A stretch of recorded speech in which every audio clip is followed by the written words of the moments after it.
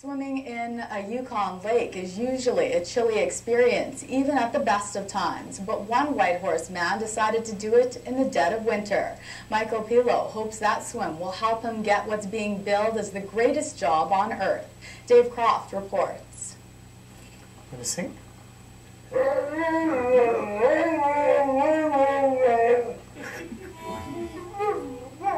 Family life in Whitehorse for Michael Pilo is pretty good.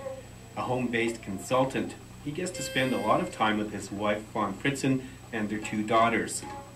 But when Pilo read about a contest on the internet, he began to dream of something different.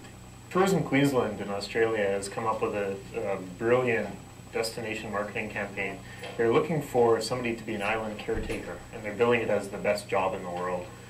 Responsibilities of the job include snorkeling, diving, flight seeing, sailing.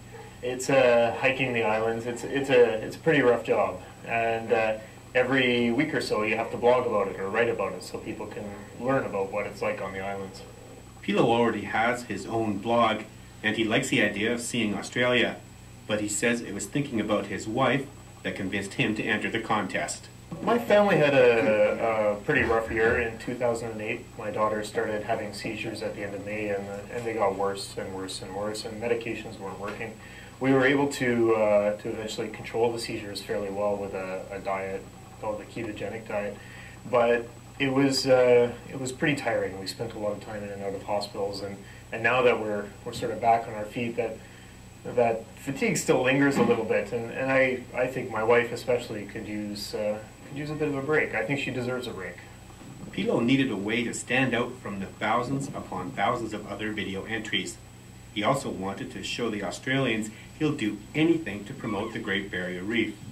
So with the help of friends, he found some open water in a lake near Whitehorse and went for a swim.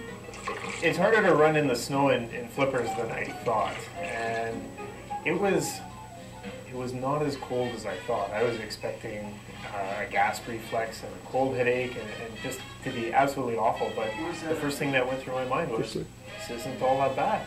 Pilo sent the entry in, but did not just sit back and wait. To become one of the 50 semi-finalists in the contest, he has to get votes. He put a teaser video on YouTube to spark interest. Once his entry appeared on the contest site, it caught on right away. Then a big break. The US-based CBC website singled his entry out as the one to beat. Pilo says the hits on his own blog tripled after that.